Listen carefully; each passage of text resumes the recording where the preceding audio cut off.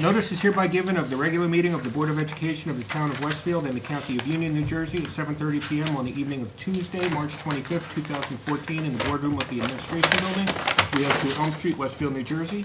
The purpose of the meeting is to transact the regular business of the Board and to transact any other business that may properly come before the Board. This is to advise the general public and to instruct that it be recorded in the minutes that in compliance with Chapter 231 of the Public Laws of 1975, entitled the Open Public Meetings Act, the Westfield Board of Education on Friday, March 21, 2014, caused to be posted at the office of the Board of Education located at 302 Elm Street, Westfield, New Jersey, and delivered to the Westfield Leader, the Star Ledger, the Westfield Library, Town Clerk of Westfield, Alternative Press, and Patch.com, a meeting notice setting forth the time, date, and location of the meeting. We do a roll call? Rich Matesic. Yes. Lucy Biegler. Ann Carey. Here. Mark Friedman. Here. Brendan Galligan. Jane. Roseanne Kirsted. Yes. Ginny Lights. Yes. Gretchen Olig. Mitch Slater. All right, you join me in the flag salute. I pledge allegiance to the flag of the United States of America and to the republic for which it stands, one nation, under God, indivisible, with liberty and justice for all. Thank you. Announcements, Mark, anything on your end? Yes, sir. Congratulations to the Westfield High School Fed Challenge team who advanced to the semifinal round in the 18th annual Fed Challenge. The team competed in the preliminary round held at the New York Federal Reserve Bank in New York City on Thursday, March 20th against 90 teams from Connecticut, Long Island, the 5 boroughs, and northern New Jersey. The Westfield team scored 38 out of 40 in the round, with the commentary from the judges calling it an outstanding presentation. Westfield will be among the 20 teams to compete in the semifinal round on the 10th of April and hopes to move on to the final 5 that afternoon. This year's team consists of seniors Matt Maselli, Evan Garfinkel, Jake Wasserman, and juniors Erica Millwater and Will Crenshaw. Social studies teacher Tom Hornish was assisted throughout the year by colleague Jim Lane. Westfield has been a participant in the Fed Challenge since 1999 and has been to the semifinal round 10 times and to the finals 5 times. If you want any specific details for the challenge, go to the Fed's website, www.ny.frb.org,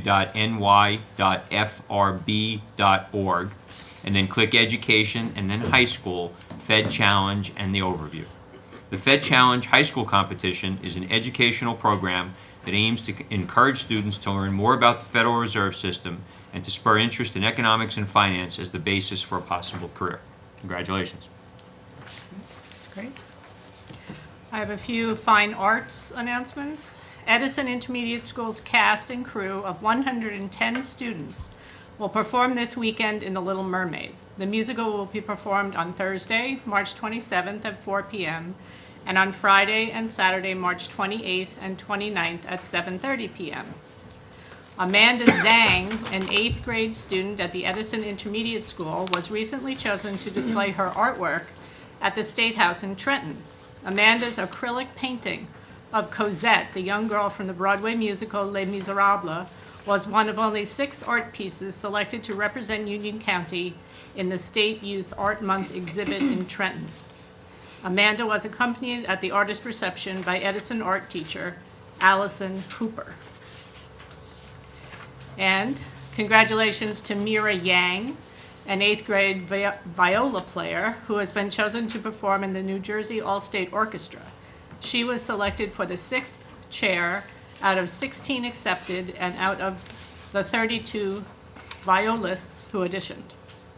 Also, congratulations to David Gruskin, senior trumpet player, who was selected for the Central Jersey Music Educator Association's Region 2 Jazz Ensemble. The concert will be held on Sunday, April 14th at Rahway High School. And students at Westfield's McKinley Elementary School took the stage in the annual Capers musical production, which explored the importance of asking questions and learning through the process of discovery, reflecting this year's school theme, Where We Grow Our Hearts and Our Minds. The cast included 140 3rd, 4th, and 5th graders, as well as 40 adults, comprised of McKinley parents, teachers, and Principal Mark Bruno. The show was written, directed, and choreographed by McKinley parents Jackie Weiner and Jenny Tannenbaum. Congratulations to all. Thank you. An announcement. The Education Fund of Westfield is holding its annual wine tasting and auction Saturday, April 26th from 7 to 11 p.m. at the Echo Lake Country Club. Proceeds fund grants for teachers in our schools. For more information, contact westfieldnj.com/edfund. And in athletics, congratulations to Westfield High School junior and basketball player Jacqueline Knapp, who scored 1,000 points this year. She joins teammate Lillian Scott as two of only 5 female basketball players having achieved this total in the entire history of the program at Westfield High School. Congratulations. I just have to comment on your McKinley Capers. Yes. I heard from someone, a grandfather who attended the the performance, and he told me, I asked him what it was about, he told me it was all about the fact that the answers were all stolen. So, Okay. sounds like a great theme for elementary school kids to have answers stolen. I'm sure they found them. Okay, this is about Phil Hauer Award. Monday, April 7th is the deadline for nominations for the 22nd Annual Charles Phil Hauer Fellowship Award, designated for a full-time elementary teacher in the Westfield Public Schools. Letters of nomination are invited from interested citizens, parents, students, and Westfield Public School staff members. And these letters of nomination should be addressed to Charles Phil Hauer Fellowship Committee of the Westfield Rotary Club, care of the Office of the Superintendent of Schools, 302 Elm Street, Westfield, New Jersey, 07090. Or nominations may be emailed to, one word, Rotary Phil Hauer at westfieldnjk12.org. And I bet that on the website there's a way to find out that information directly. Nominations should specify ways in which the teacher has demonstrated outstanding teaching, interest in children, and continued pursuit of professional growth. The teacher must be a full-time faculty member in grades K through 5 in the Westfield Public Schools for a minimum of 5 years. The fellowship recipient will be honored at a Rotary luncheon and at a Westfield Board of Education meeting, both scheduled for May 6th, and will receive a Rotary grant to further professional growth or to enhance classroom activities for students. So we hope to receive many nominations for that prestigious award. And my second announcement from the Gifted PTC Committee. On Wednesday evening, April 2nd, the Westfield Gifted Ed PTC Committee will present a free seminar with guest speakers on the topic, Determining if a Child Needs Gifted Resources and Finding the Right Fit. The seminar, which will be held at Edison Intermediate School from 7 to 9 p.m., is open to all students, teachers, and families with children in grades K through 12. Admission to Westfield's Gifted program is not a prerequisite for the seminar or the programs exhibited. The keynote speaker is Dr. Lenore Cortina, Faculty Director of the Rutgers Gifted Ed Certificate Program. Excuse me. Representatives from Johns Hopkins CTY, Heroes Academy for the Gifted, Montclair State University's Gifted and Talented Program, / High Jump at MSU, and Rutgers pre-college program will also be available. The purpose of the seminar is to provide a wide range of information and enrichment opportunities to the community about a variety of programs designed for different ages and interests. Each program has different qualification, criteria, and objectives. For more information, contact the parent in charge of the Gifted PTC Committee, Amisha Mehta. And her email address is amishamody@yahoo.com. And I'm sure that this is also available on the district website if you need further information. Thank you.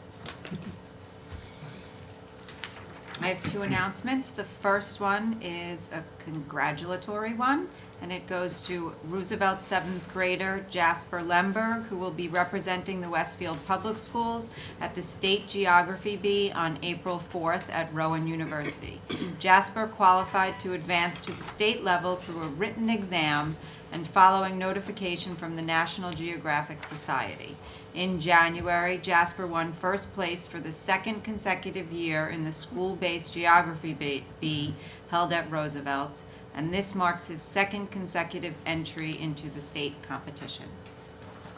So we wish him luck. My second announcement is about the Westfield Summer STEM Camp. We will be doing that again this summer, and it is called Science, Technology, Engineering, and Math Explorations. 2 weeks will be offered. The first week is July 7th through 11th, and the second week is July 14th through the 18th. The program runs Monday through Friday from 8:30 to 3:30. The location is to be determined, but it will be within Westfield. Grades 3 through 8 are eligible to attend. The tuition is $250 a week. And the students will participate in 4 workshops consisting of hands-on real-world STEM activities that encourage them to think about themselves as future scientists, engineers, mathematicians, and computer specialists. Taught by Westfield school teachers, students will receive a high-quality learning experience with state-of-the-art equipment and software. Some of the workshop offerings include robotics, scratch programming, Lego stop-motion animation, forensics, CAD, science tech, flight, and more. Space is limited to 100 students per session. For more information, you can go to the district website, and registration is open until May 30th or until spaces are filled. So it's very exciting that we'll be offering that again this summer. And I have 2 announcements as well, both from Fine Arts. Westfield High School's production of Anyone Can Whistle was attended by theater critic and author Peter Felicia, who said he was flabbergasted at how magnificent it was. And he remarked, "I won't be surprised if we don't hear from these kids as time goes by." This, by the way, his comments were made on a internet radio show called BroadwayRadio.com. He praised the direction for being as slick as it could possibly be. He loved the singing and the design, both of which he called beautiful. In his review, he remarked how Westfield High School has a tremendous reputation, and though it was a difficult show, it looked professional. And he actually said he would have gone back to see it again the next night if he didn't have a prior engagement. And he summed up his review by saying, "My hat is off to Westfield High School." What made it even more exciting was the other shows that he spoke about that night, along with some other critics, were all professional shows. This was the only high school production that was discussed on the show. So it really, you can find it if you go online. You go to BroadwayRadio.com and you look for Westfield High School, and you'll be able to find it. But you have to go in and listen for 1 hour and 2 minutes before you get to it. Nobody told me that. The other announcement, this past Sunday I had the pleasure of attending a concert at Avery Fisher Hall at Lincoln Center.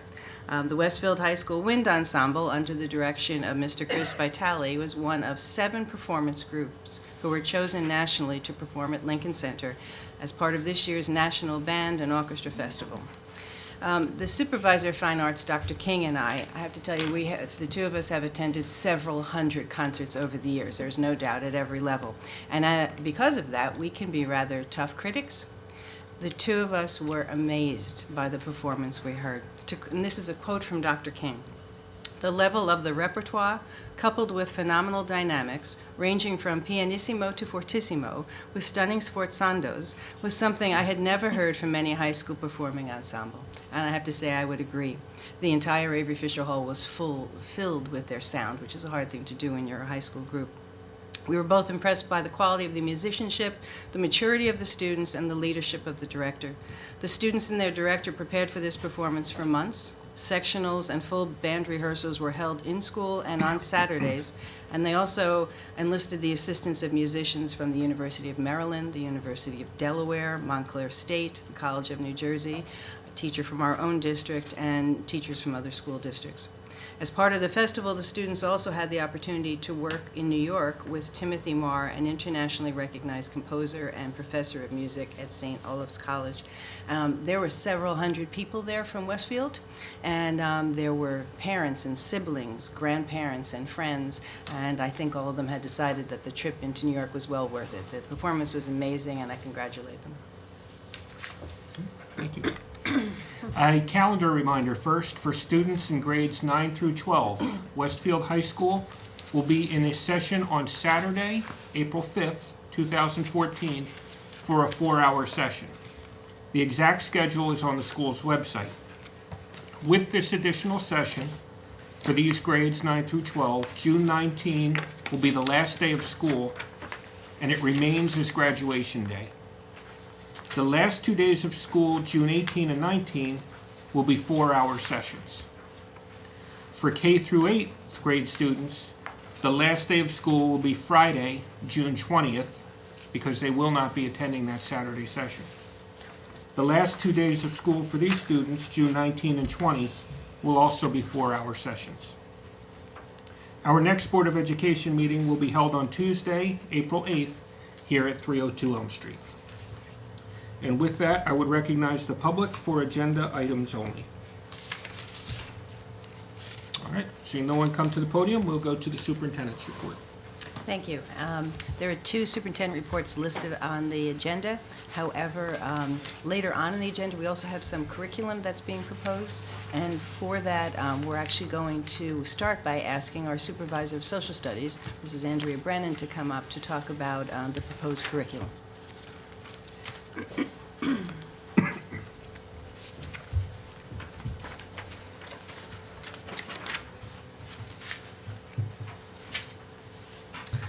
Good evening, everybody. Thank you so much for inviting me to come and speak to you about our proposed curriculum for K-4 social studies.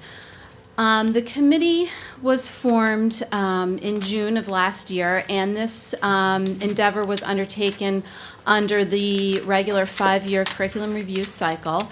And the committee consisted of kindergarten through 4th grade teachers represented, all grade levels were represented. And we met in June, throughout the summer, and into this fall to take a look at the curriculum and revise it. The committee was tasked with using the New Jersey Core Curriculum Content Standards for Social Studies, as well as the Common Core State Standards for English Language Arts, to really drive the revision and the proposed changes. The first thing they were asked to take a look at is to raise the opportunity for alignment with the Common Core State Standards in English and Language Arts, particularly in the areas of reading informational texts. In social studies, we're incorporating a lot more primary sources early in the elementary school years. Encouraging students to read biographies, current events, journal articles. So we took a look at that particular aspect of the Common Core. Incorporating opinion writing, so students are getting familiar with that type of writing where they'll be asked to eventually, generate a thesis statement and generate arguments and have claim evidence connection for their ideas, as well as informational writing where they're explaining a process or a series of events. So those are the key Common Core English Language Arts areas that were naturally, where opportunities were ripe for alignment. So we took a look at those areas. I also asked the committee to build, enhance opportunities for critical thinking, problem solving, and participation skills, as well as cultivating an enduring understanding for the central themes in the 4 core areas of social studies in history, civics, geography, and economics. So really cultivating curiosity and inquiry with their students and going beyond just learning the facts and presenting the facts, and really asking students to start proposing questions that might not necessarily have a right or wrong answer to. So those were the guiding principles for the committee. A lot of these ideas come directly from the state standards for social studies, so I thought it would be a good thing to kind of provide an overview of those standards. The intent and spirit of the standards for kindergarten through fourth grade is really to provide fundamental understanding to the students about the core ideals of government, citizenship, geography, economics, and history. The focus of instruction in kindergarten through fourth grade is really to help students develop an understanding for what those core democratic values are, what the rights and responsibilities of citizenship are, how key events and people helped formulate or create our American heritage. And there's also an exposure to the idea of cultural universals to take a look at how cultures are similar and different around the world, so we can take a look at how technology and how change impacts our everyday life. So those aspects of the standards are interwoven throughout the revision of the curriculum. Within the social studies, there are 3 standards. The first standard focuses on American history and the United States' place in the world. The second standard focuses on world history, and the last focuses on active citizenship in the 21st century. Within each of those 3 standards, there are strands that incorporate those 4 disciplines of social studies. So there's a strand for civics, geography, economics, and history within each of those 3 standards. One of the interesting things about the social studies standards that has changed over the years is that it's no longer a laundry list of events and dates that students have to understand, know, and memorize. And that's reflected in the state standards through essential questions. And in the standards, they developed broad-based essential questions for each of the 4 strands. So there are a couple of essential questions for geography, civics, economics, history.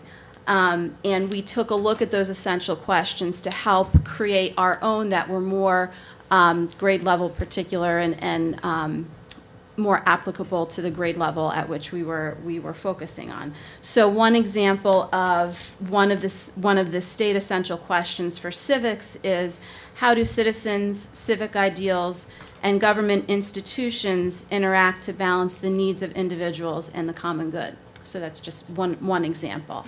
Another interesting, I think, unique thing about the social studies standards that really helped, I think, enhance this revision was the focus on social studies skills, is what the state calls it. And they break down these social studies skills in grade level bands from kindergarten through 4th grade, 5th through 8th, and then 9th through 12th. And in kindergarten through 4th grade, the 4 social studies skills that are focused on are chronological thinking, spatial thinking, presentation skills, and critical thinking.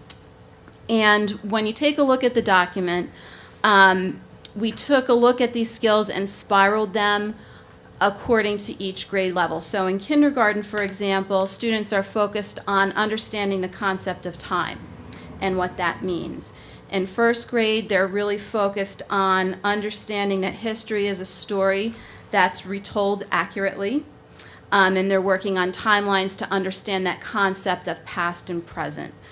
In grade 2, the focus really is on recognizing that people retell events differently based on their perspectives. And so the idea of multiple perspectives is introduced, and the concept of primary sources as a way to collect evidence about the past and study history is introduced at that grade level. In grade 3, they're focusing on distinguishing fact from fiction.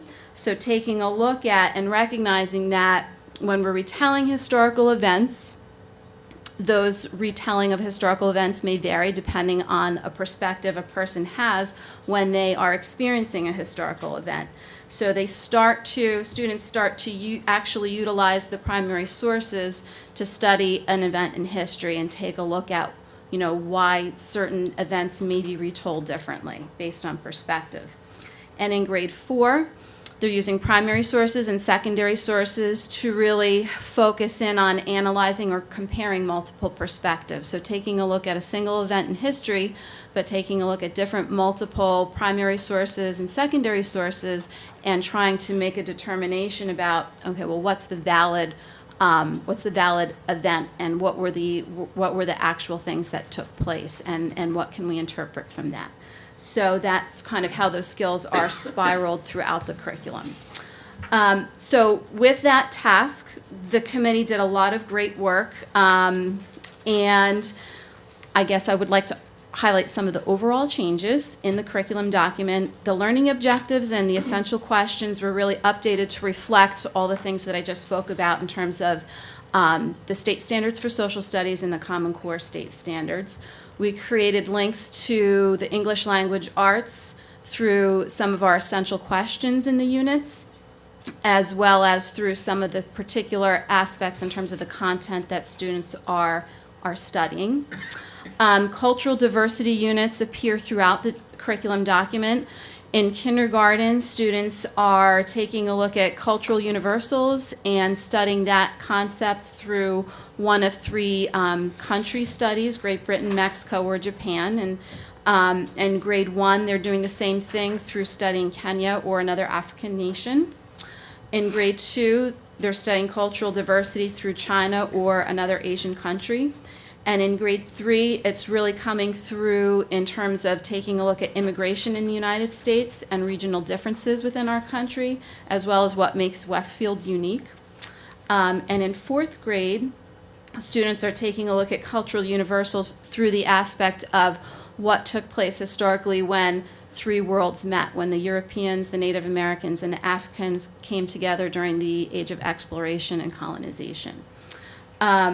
In terms of the topics, in each of the grade levels, it's really an expanding communities or an expanding world curriculum, where in kindergarten, students start with taking a look at themselves, their family, and the world.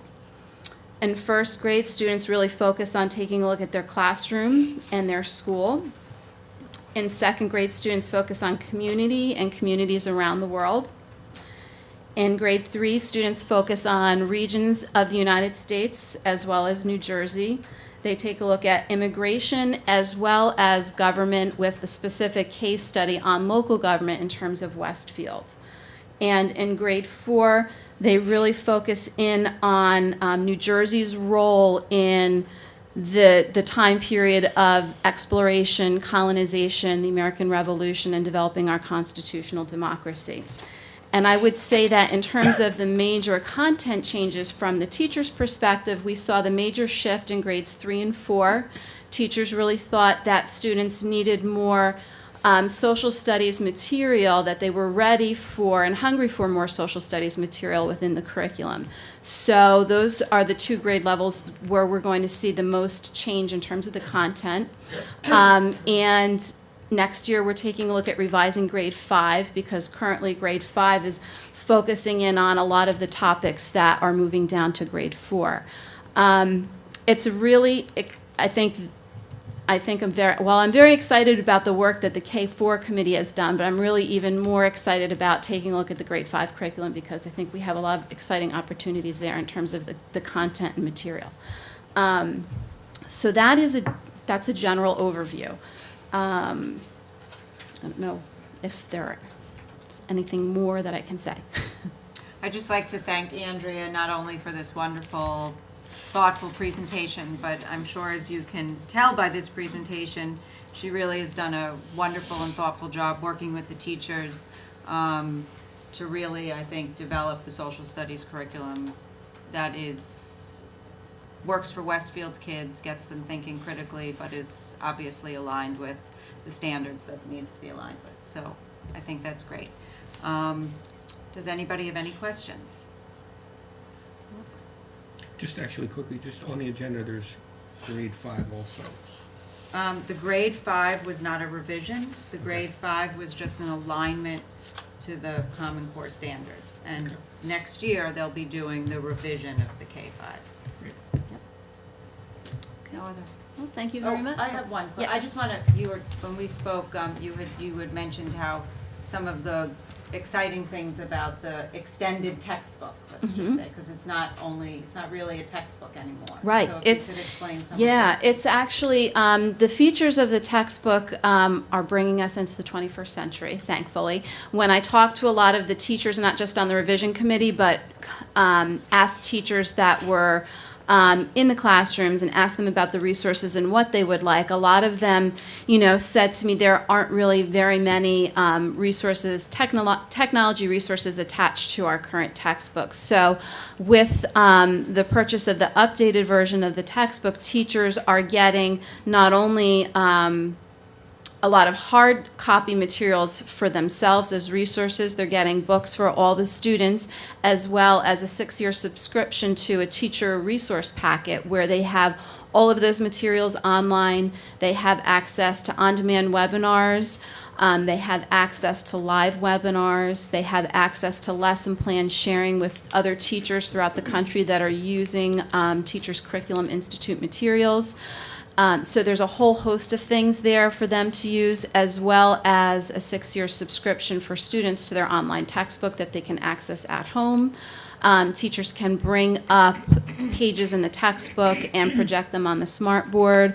There are interactive links to interactive activities on the website. So there's a lot of exciting things that are going to be available for the teachers, and we are planning summer workshops for the teachers so they can understand how to log on and how to set up their class, and it will be really a nice feature for them and the students too.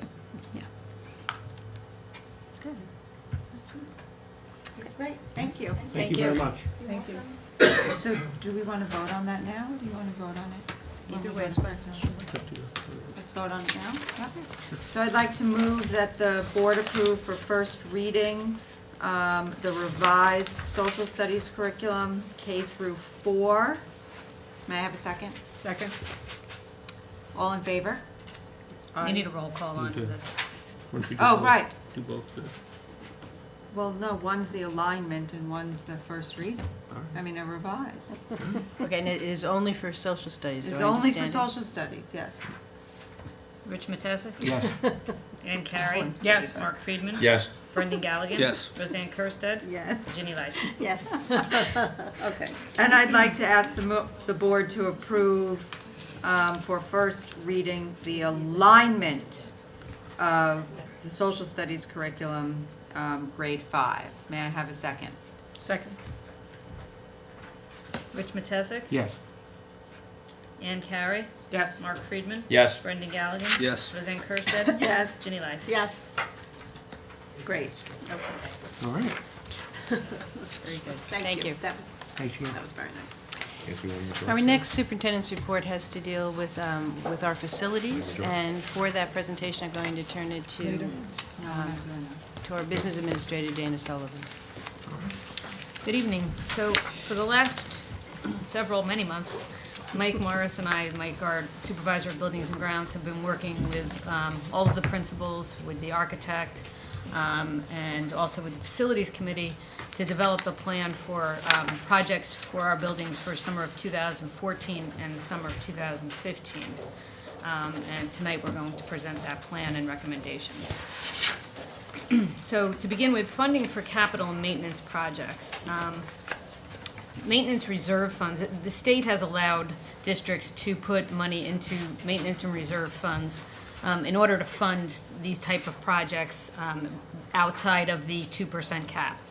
So the district does currently have a maintenance account, and that is used to fund what the state defines as required maintenance. Then we have a capital reserve that's used for capital projects, and the distinction between the two is pretty slight, but there is a distinction that is defined by the state. Just recently, the state also made available grants for facility projects, and for projects that they determine that are eligible, we are able to get 40% of the cost of the project funded by the state. Another definition that is also very similar is routine maintenance, which is funded out of the regular operating budget and is part of our 2% cap and part of the budget that was approved last week. So back in the spring, the state announced that another round of ROD, what they term ROD grants, would be available, and that's just regular operating district. So that was at the end of May that announcement was made. The grants were due to the state early September. In December, the state started issuing the letters of approval to districts. From the date that we received the approval, we have 18 months in which to secure the local funding.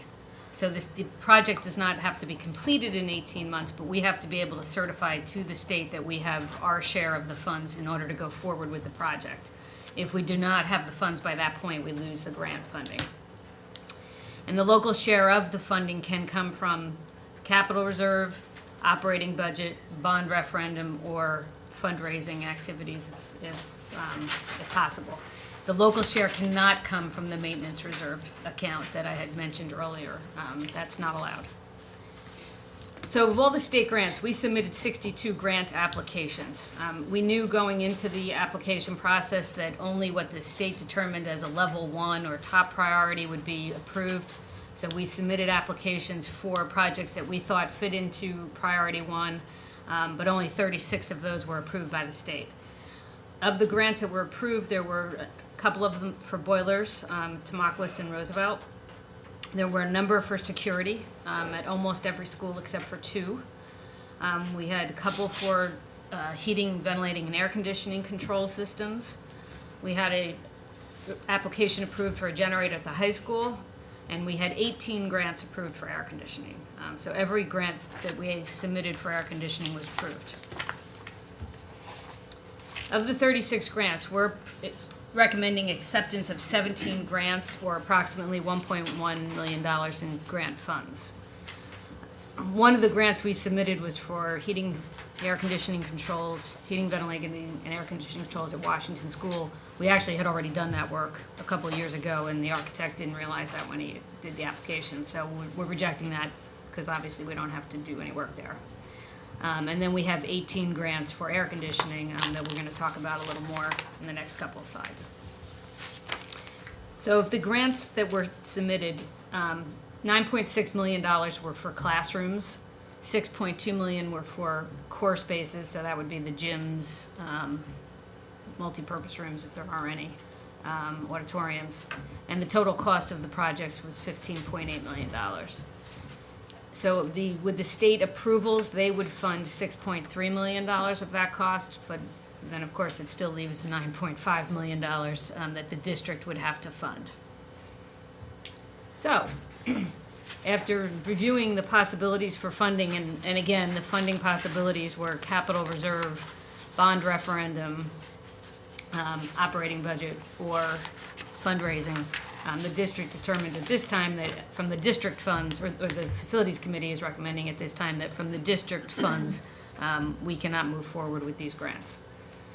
We would like to enable fundraising efforts if possible, and there are some schools that have limited amount of funds available, but if we can find a way to use some of those funds to accept the grants and move forward with air conditioning, we're going to look at that. Our architect is currently looking at ways to scale down the projects in order to do the air conditioning in costs that are a little bit more manageable and for fundraising. Once we get those estimates from the architect, the committee will again review those estimates, and if we think it's feasible, share it with the PTCs or any other groups that might have fundraising capabilities, and determine if we can move forward with some of those projects or a part of those projects. So an overview of the maintenance and facilities plan. We develop a 5-year projection, but that's really just for planning purposes. So tonight we're talking about 2 years, and the reason we're talking about 2 years is because those grants have an 18-month window. So we wanted to try and plan for 2 years, which normally we would just plan for the following summer. So what we're showing you tonight is 2014 and 15. You all have the 5-year projection, but those priorities will probably change as we move through the 5 years. Each year, we meet with all of the principals and update those plans. The priority is health and safety, of course, student accessibility, the educational program, and aesthetics. And this current plan includes quite a number of projects for security upgrades at all of our schools. So in the area of security, items that have been completed already. Last year, we had training for all of our staff, which included training on being aware of your surroundings, both inside and outside the facilities. All of our doors are locked, and we have cameras and intercoms at all of the front doors. We have installed coating on all of our windows that are considered vulnerable windows, and that's an unbreakable coating. We have installed quick door lock mechanisms, and we have to give a shout out to one of our maintenance guys, Wally Barnansky, who came up with a device that allows us to lock our doors very quickly, and they've been installed on all of the classrooms that are considered vulnerable in the district. We are printing, as we speak, a quick reference guide for all of our teachers and for all of our classrooms, so that substitutes will also have available one document that they can look at for different types of evacuations, lockdowns, or other security issues that might arise. All of our emergency plans have been updated, and all of our staff have been issued ID cards. The security, this is just an overview of security. Each school will have a little different plan. They're similar, but each one might have some differences depending on what they already have in place at the school or different needs that they have. But in phase one, we will be upgrading all of the security panels. So that's basically the security system itself. They're all, I think from about 2007, they need to have wireless backups and cellular backups, which they don't have now. So we'll be upgrading all of those. We'll be installing duress alarms in every school. We'll be enhancing our video capability, and we'll be installing some motion detectors in certain areas of the school. So that's for the summer of 2014. In the summer of 2015, we're just going to expand that with upgrading our camera and video system and continuing with the installation of motion detectors. So school by school. In the summer of 2014 at the high school, we are going to continue replacing and adding lockers. That's fully funded by the district. We have wrestling mats in one of our gyms that need to be reconditioned for the safety of our athletes, so we will be doing that. In fact, that's probably something we're going to start soon. So we'll be putting through resolutions for approval to transfer the funds to do this. If you approve this plan tonight, we'll probably move forward with that at the next board meeting. So security phase one at the high school, along with some heating, ventilating, and air conditioning controls, will be done this summer as well, and some of that will be funded by the state. 40% of that cost will be funded by the state. In the summer of 2015, we'll continue with the locker installation. We do have funds for a generator at the high school, and we will move forward with that next year. 40% of that will be funded by the state. What we are still talking about with the generator is what areas of the high school will be generated with that generator. Originally, it was more of a technology-based need. We're not sure that that's still in place at this point, but that just requires further discussion before next summer. And then in summer of 2015, we'll move forward with security phase 2 and additional heating controls at the high school in other areas of the high school. Edison is one of the schools where we didn't receive any grant funding, and we're not sure why we didn't receive funding for security at Edison, but we didn't. However, we are eligible for a safety grant from New Jersey School Board's insurance, so we are going to use part of that grant to fund some of the security at Edison. We also plan to replace the cafeteria floor at Edison. We are going to continue replacing ceiling tiles in Edison. As you remember, last year we did the hallway tiles. Now we're moving into classrooms. The Motorized Gym Door is a project you guys already approved, both at Edison and Roosevelt, and we're already moving forward with those. Those are the doors in the gym that separated into two parts. And we needed to get moving on that so that we could have that finished this summer, and so you have already approved that. We are continuing to replace classroom floors, and we have $10,000 targeted for an acoustic and sound survey in the auditorium. We heard some concerns at our last board meetings from parents regarding the sound systems. We are also, Dr. King has someone that's coming in at this point for no charge to look at the auditoriums and to give us some feedback. So it's possible we'll have some information without having to pay a consultant to come in and do this, but we do have funds targeted to do that if we need to. In the summer of 2015, we will move forward with security phase 2 at Edison and continue with the tile and floor replacements, ceiling tile and floor replacements. At Roosevelt School, summer of 2014, we are already moving forward with this project as well. You approved this previously, the boiler replacement, and that was a timing thing as well. And the state is funding 40% of that project, along with security phase 1. We are going to paint the main hallway of Roosevelt School, and we are actually asking for approval tonight to transfer the funds out of the maintenance reserve account, and we are planning on getting that hallway painted at night and on the weekends, and the principal is in favor of doing that, so we should have that done within the next month. Again, the motorized gym door. We are continuing to refinish the wood floors in the school, and they're very, very old wood floors that we did 4 or 6 this summer, or 10 this summer, and they look amazing, so we're going to continue to do that this coming summer. And also, we have $10,000 designated for Roosevelt for the auditorium sound and acoustic survey. In the summer of 2015, we're going to continue with the controls for the heating, and we have phase 2, all funded by the state, 40%, and continuing with the floor replacement and finishing. Sorry.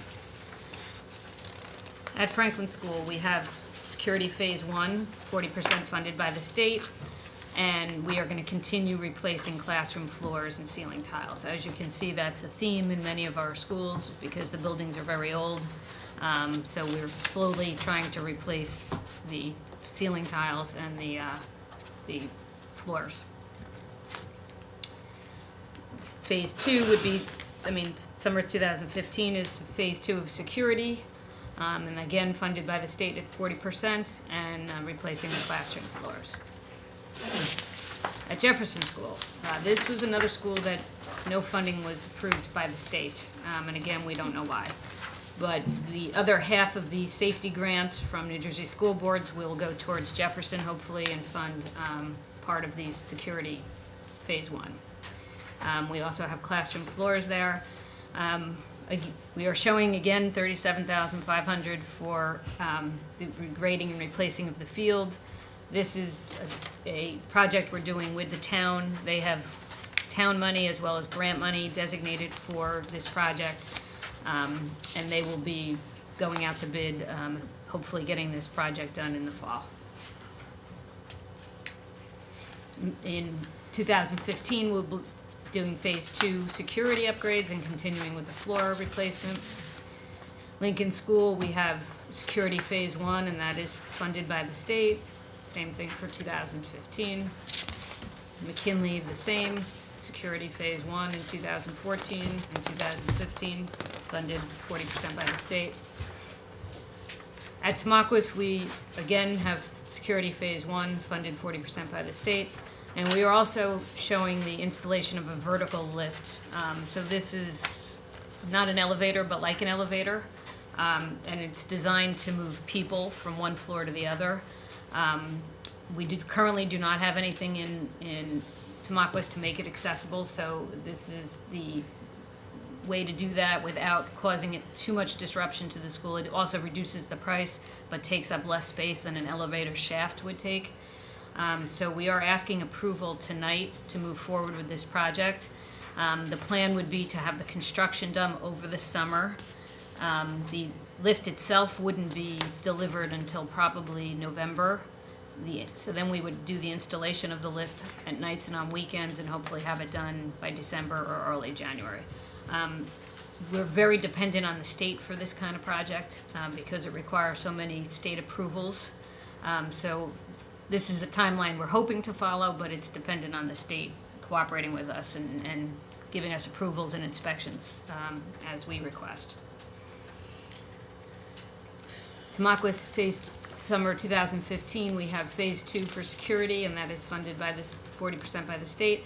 And we also have a boiler replacement at Tamaqua, which is funded 40% by the state. So that's a great thing because it's a lot of money that the state will be contributing towards that project and something we would have had to do. Washington 2014, they received funding for security Phase 1 and Phase 2. And at Wilson School, again, we received funding for security Phase 1, and there, again, we have ceiling and lights being replaced in the primary wing. And 2015 will be security Phase 2, funded by the state. District-wide, in the summer of 2014, we have money, $30,000 designated for repairs and replacements of sidewalks and other concrete, and that's district-wide. And then we're also showing $50,000 for auditorium repairs. We didn't designate this to a particular school because we're waiting to see what happens with the sound and acoustic study. And once we get the feedback from that, we'll be able to develop a plan to use this $50,000 in the schools that need it. What I forgot to say back in the high school that I'll say now, one of the things that's not on here showing at the high school is our tennis improvements. We've had conversations with the town about redoing the tennis courts at Tamaqua Park, I guess that is. We are not showing funding out of our maintenance or capital reserves for that because it's not property that we own. But in discussions with the town, we are going to recommend that we agree to put into our operating budget $10,000 that would go towards paying the debt service that the town would undertake. The project that they're, if they agree to do it, will cost about $417,000. So if we contribute towards their debt service, and they're looking for other contributions from other entities as well, we think the project may go forward. So, you know, we're going to continue conversations with the town, but we are going to recommend, the Facilities Committee is recommending that we put $10,000 into our operating budget towards that project. And in the summer of 2015, we have $15,000 to continue replacing the sidewalks.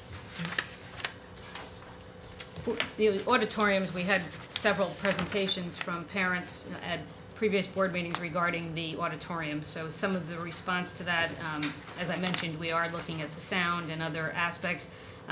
We've also had our architect look at the cost of seating replacement, possible air conditioning installation in those buildings, in those rooms, and some other upgrades to the rooms themselves.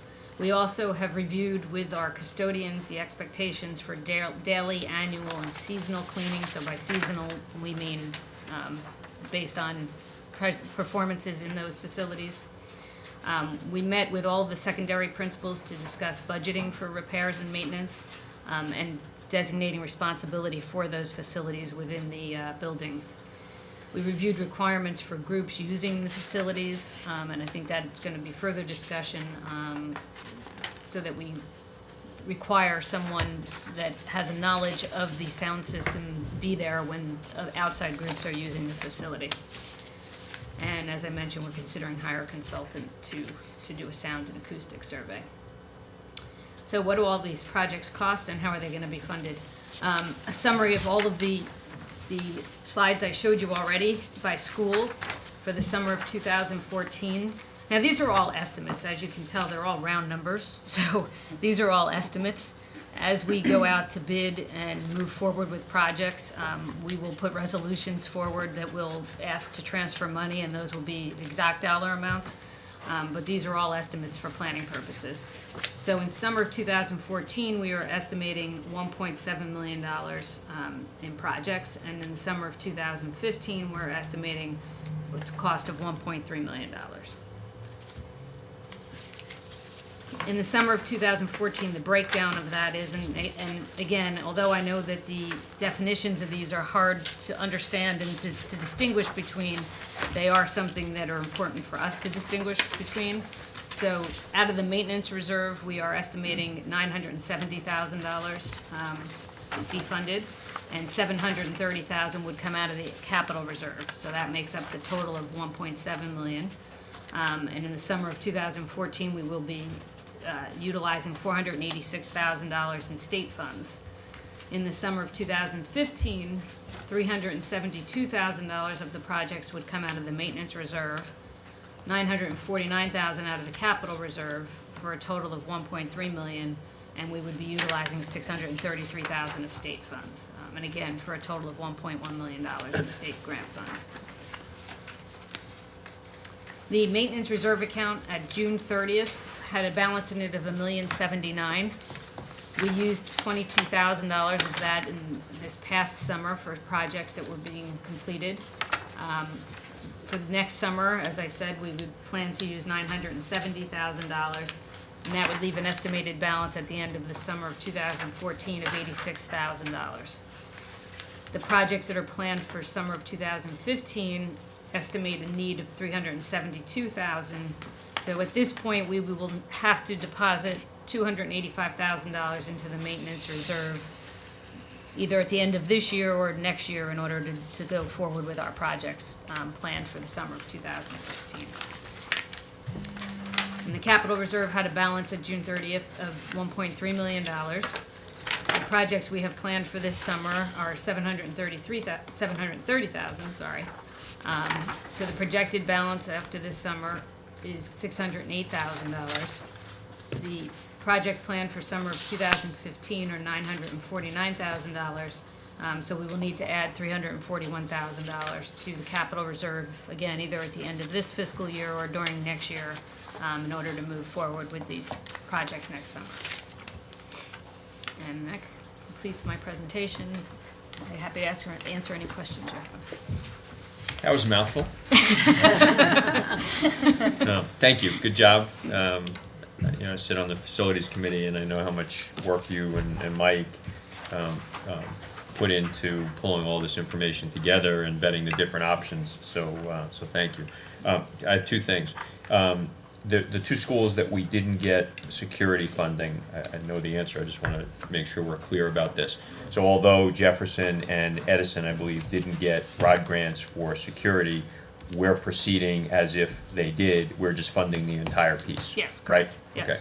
So that all the schools are being treated the same, whether they got ROD grants or not. Yes. Okay.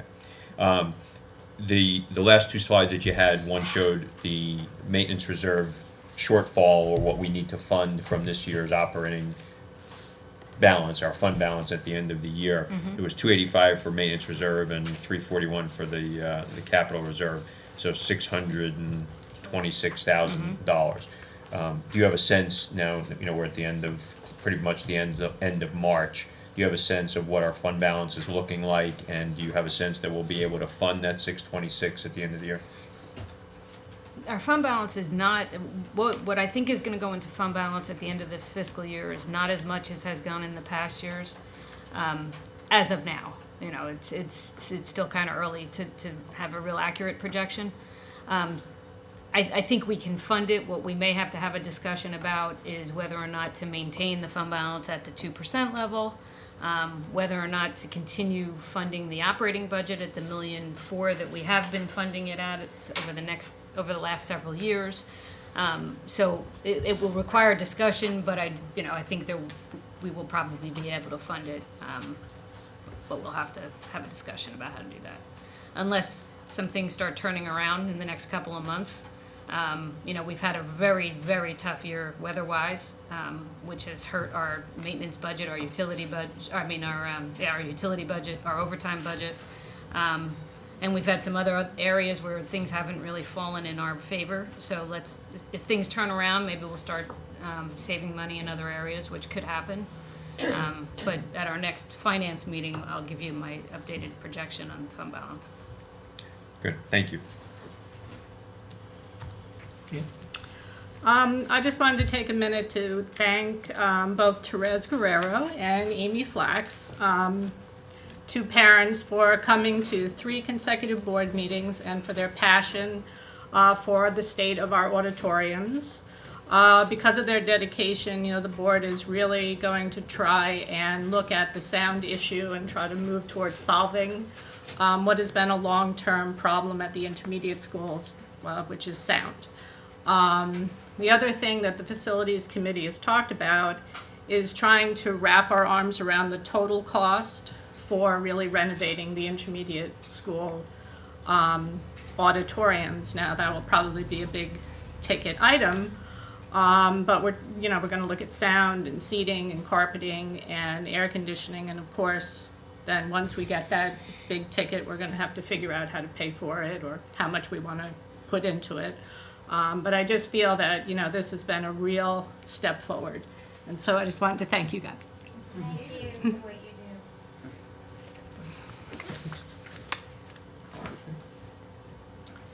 So I have a few questions.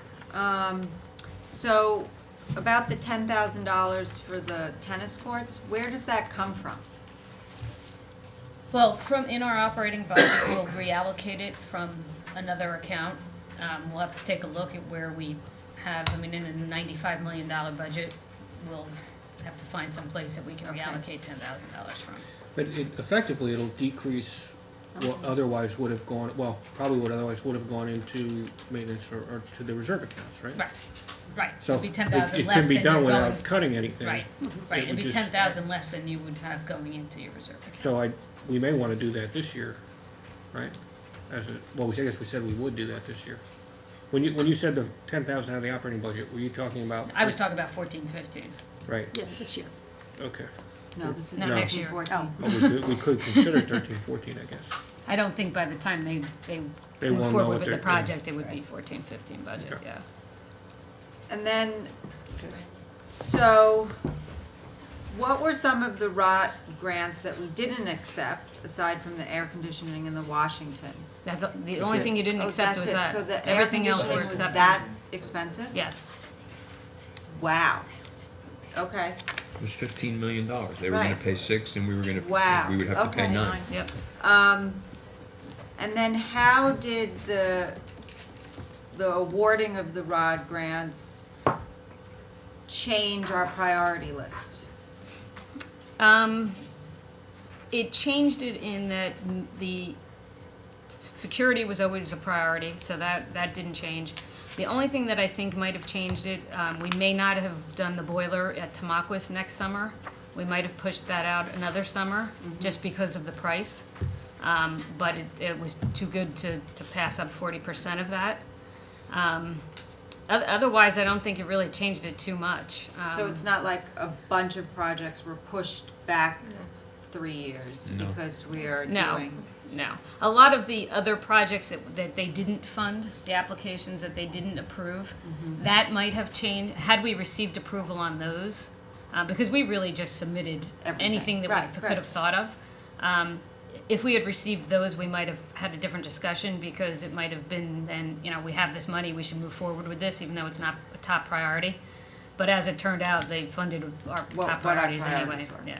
Okay. Well, and you put in for some technology and we got nothing for technology. That's correct. We put technology at every school, and Right. none of And those were- electrical upgrades Right, none of to those were support approved. So the technology. infrastructure didn't get funded, but air conditioning does. Right, And the infrastructure necessary for the air conditioning wasn't and we funded had a either. conversation, and me being a little cynical, I think that they funded something that they didn't think that we had the ability to do on our own Right. anyway. So they were able to say they gave a lot of money out, and not necessarily was it going to get used. I think they knew full well. Yeah, I think you're right. So I do think, though, I appreciate the approach we took to the grants, which was to just get them all. We took our 5-year list, 5-year facilities plan, got them all in, and then at least maximize the flexibility we Right. could with our grants. Right. The unfortunate thing is we did have a long list, and the things that were approved, we needed things like boilers. So when you say we may have done a boiler a year earlier than we would have, it's still past its useful life. Oh, It's absolutely. just, it's Right, just Absolutely. right. 1 year less past Right. its useful life. Absolutely.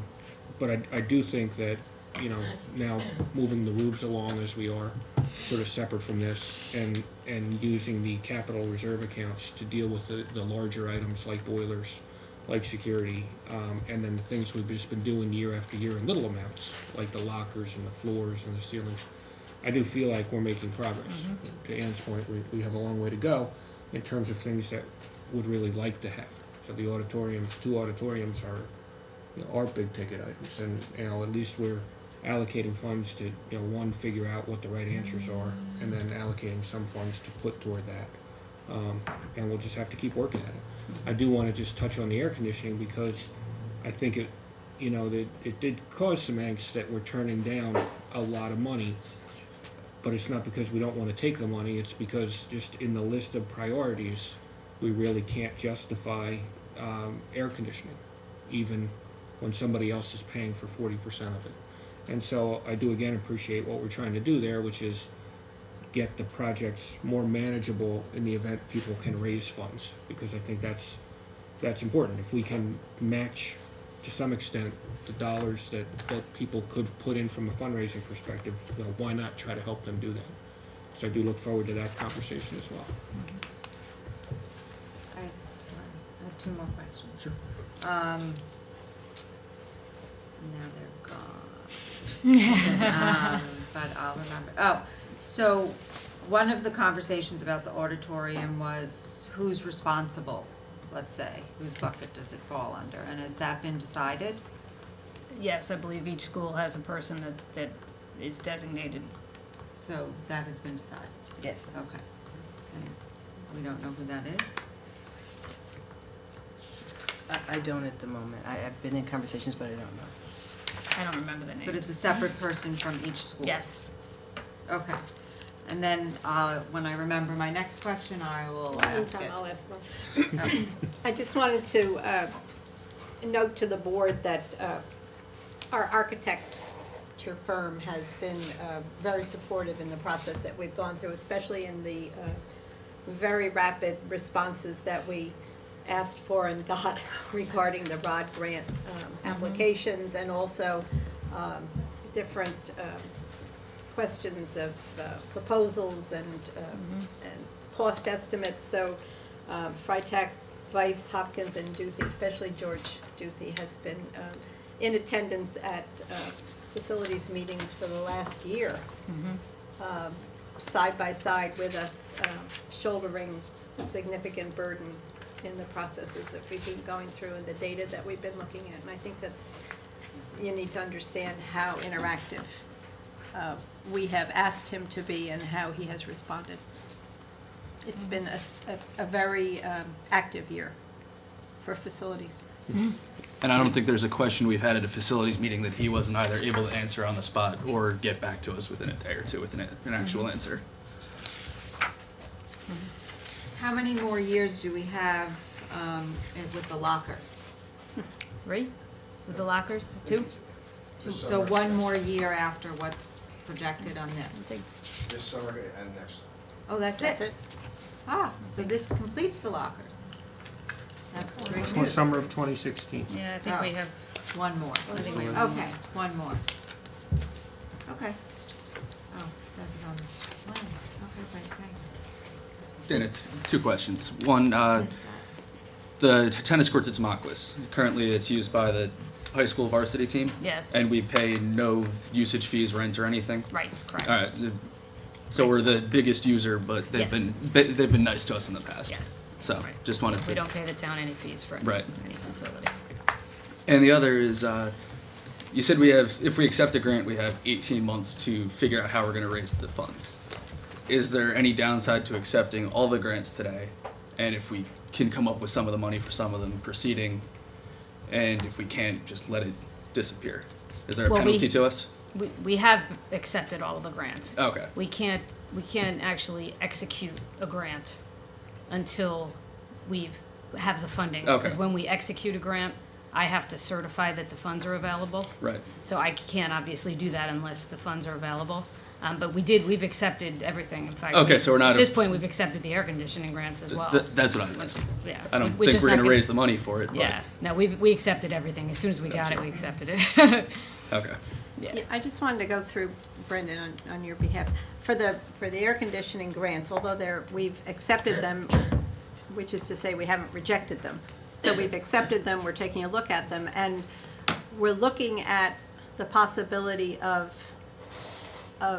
downsizing the expectations for them. Right. So if we can offer community groups, school groups, the opportunity to raise funds, we want to see how far those funds will go within the context of air conditioning within those schools. So that's a rollout that we have to do within the PTOs, to the PTC, to, parent groups. It was right around that point in the facilities meeting that my battery died. Right. We did though, just About to, 3 hours in. just to what I think we did actively accept. Yes. It's not that we didn't not We didn't reject, not- yeah. but we actually. But we have the we opportunity accepted, to we amend just, right, those acceptance grants. doesn't mean much until we Right, execute. Well, it preserves our flexibility. right. Yes, So exactly. we can amend what we want to Exactly. do with Right. those grants up until the time when Right. 18 months goes away, I guess. Now, one potential issue we have with summer projects is the boiler at Roosevelt.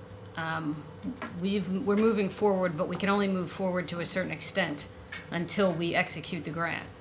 And we haven't yet received the paperwork from the state, although we're actively trying to get the paperwork from the state to execute the grant. So we have a plan to go out to bid. Problem is I can't award a contract until I execute the grant. So we're hoping that by the time we get to the point where we need to execute, we have those papers. The state claims that they're on their way, so we're going to keep our fingers crossed because, the timing obviously of the boilers is critical. They have to be up and running by October 15th. So if we reach a point that we think that we're going to be beyond the time when we can get a boiler installed and operating by October 15th, then we're going to have to hold off the project till next summer. We're not anywhere near there yet, but it's a timing issue. So we'll hope that we get that paperwork soon. Great. In fact, what I will probably do, I'm just thinking, what I'm probably going to do is put the resolution executing that grant on the board agenda before I actually even get the paperwork, so that as soon as I get the paperwork, I can get the paperwork to Trenton and get it going. So when we approve the 2014-15 budget, implicitly we're approving this summer 14 column? Yes, and you're not really, you're I proving. know you come back on every one of them Right. with the So final you- numbers. Right. You're really just giving me the okay to go ahead. It's Right. really not even a Bid formal 'em and thing. do whatever you need to do. Right, because then you'll formally approve and as we submit applications to the state and go through all that kind of stuff, you'll have to approve those as well. Any other questions, comments? Thank you, Brendan. Thank you. And we have one more presentation tonight. Very, very busy time of the year. I was noticing as the announcements were being read, and we had a number of announcements today, how often we reference our website. And in fact, we have tens of thousands of pages, literally, on our website where people access information. But we are now moving ahead and going to a new website, and we have Paul Panera, our Assistant Superintendent for Curriculum and Instruction and Programs, who is going to give us a bit of an update about some of the work being done on that. Thanks. So this is sort of a brief presentation. We've been keeping you up to date to a great extent along the year, so this will pull it all together. And we're very excited about the progress we've been able to make in implementing Edline.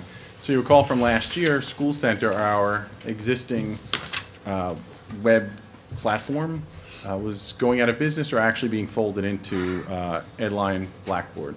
So what came out of that was a process of evaluating what would be good for us next, and that's how we came up with the Edline website. So this next slide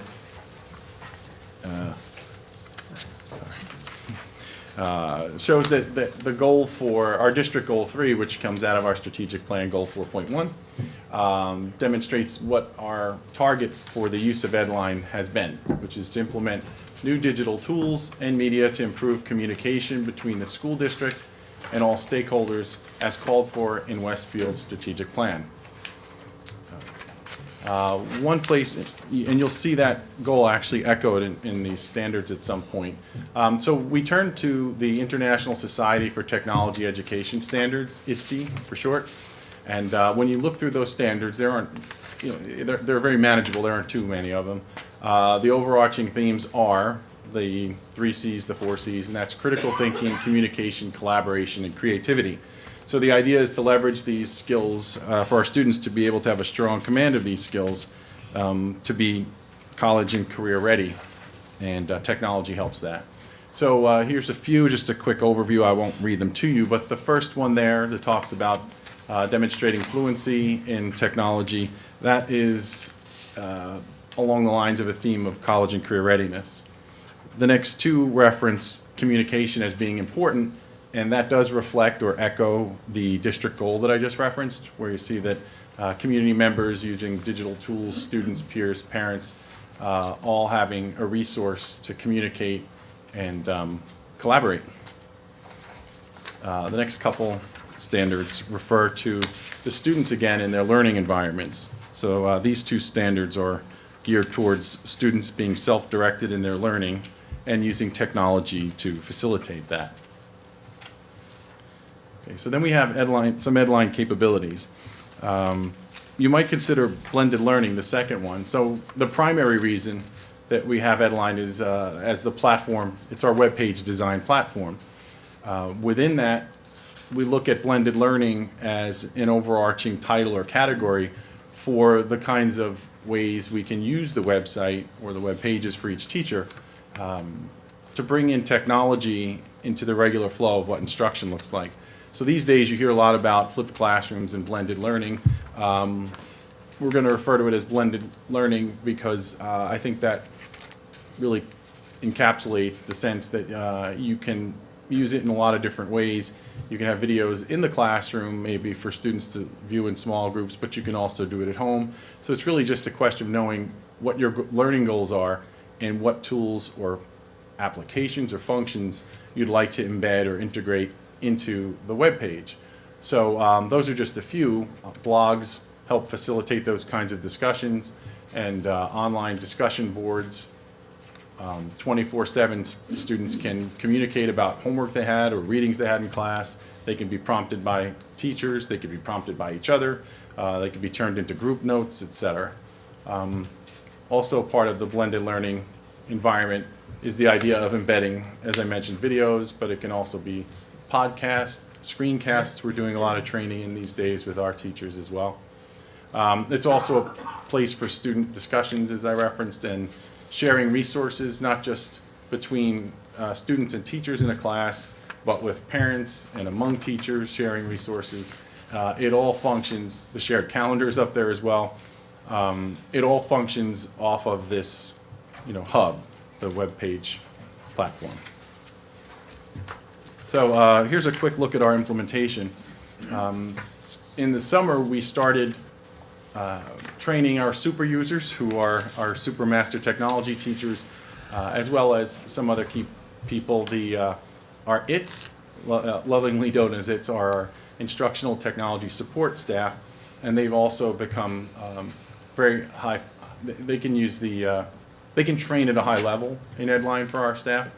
So we moved forward from August for those sort of training the trainer sessions to just a whole battery of training from catalog of training from fall through currently and on. It's continuing.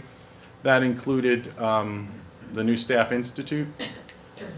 Professional development was embedded in the school day, in class, and after school. The master technology teachers, being 100% dedicated to the coaching model, are able to meet teachers where it makes the most sense for them. School-based trainings by instructional technology support staff to ITS as well. So that was a big chunk of what we've done through the fall. We will have follow-up training and support they actually experience it now through tutorial videos, and the master technology teachers will see them individually in small groups and so forth. So we've had a very good year at getting everybody where we need them to be, which takes us to the requirements. So this year our goal, as far as what we needed everyone to be able to do with the website or have set up, was to first set up the Edline account. Interestingly, the setup of the account was challenging. Once the account is set up, there's a lot of little pieces to it, and moving over, transferring some materials from their old school center site into or making available for Edline, that was tricky. Once they're up and running, it seems like you don't have to set up too often. So once the setup is done, you just learn and you start to apply, and we've seen teachers really move quickly. We do have differentiated Edline workshops, so that there's the setup workshop, there's an advanced one, and there's also one for really advanced users. And these are all spelled out in our catalog, which is online for teachers, so that they can see what's available. They also register online as well, and after every workshop, they then online can do answer a brief survey to let us know what they were able to get out of that training. So the setup was important. Establishing resources on your page is also important. That included, for this year, a class description and contact information, calendar postings with quizzes, tests, and projects listed for this year, and updated news section that reflects class events. It's a way to communicate some of the general things going on in the classes. At the switchover, all staff will have that in place. And our next steps will be to continue to evolve, grow in our ability to provide these blended learning opportunities. This is actually worth reading because I think it describes it well. So in and out of the classroom, the projects that challenge students to problem solve creatively and collaboratively developing the critical thinking skills they need to be ready for college and careers. So that's a nice statement that pulls together that idea of the ISTE standards that we saw in the beginning, and that's what this website will serve to do as far as being a hub for blended learning. Other two really important pieces that were our top goals when it comes to communication with our students and all stakeholders, parents, board members, everybody in the community, is that there would be one location for student resources such as homework posting, syllabus, documents, links, videos, discussion boards, and much, much more. I mean, there are teachers who for some time have many, many resources on there that I'm not listing, and in some cases I'm not even aware that they have access to or use. So I learn a lot from looking at the changing over that some teachers have done and the challenges that present for them to bring over all of their function. The other piece, of course, is one location for parents to access resources such as the event and assignments calendars, class information, and important online links, and again, more and more as we start using and developing the web pages. So going forward, and this will really wrap it up, and then we'll talk a little bit about it as you'd like. The district URL will be redirected over spring break. So we will meet our goal of having all the accounts that are required to be prepared on Edline in place for the switch over the break, because there are a few things our tech department will need to do, and really it's a question of switching over the URL and a few other things. And so when staff come back from the break and when kids come back from the break, when you go online to our district website, you will now see Edline instead of School Center. As many of you might know, a lot of the Edline pages have already gone live. A lot of teachers are already using them as their web page, which is okay. We were able to flip the switch on individuals as they were ready, but the switch gets flipped for everyone over the break. And we come back for an Edline district as we targeted to be. Information will be sent out to the public right around then, prior to the rollover, to let them know a few things. For example, the fourth bullet, parents and students, they will have logins in the fall. So that's when they start to use their customized version of the web page, meaning that a student can log in with his or her profile, click on a date on the calendar, for example, and there's his or her homework from all areas posted for their convenience to help them organize. And parents as well can go to those calendars and see what's going on. There's so many, I think we presented a little bit in the past, but there's so many ways that customizing those calendars is good for families, and it could enable them to really focus in on what affects them instead of going through maybe some other calendars that list any number, myriad events that maybe don't impact them, which is fine. It's nice to know what's going on in the district, but at least for the sake of efficiently reading a calendar and how it impacts your family, it's going to be effective that way. The training for teachers and staff will continue.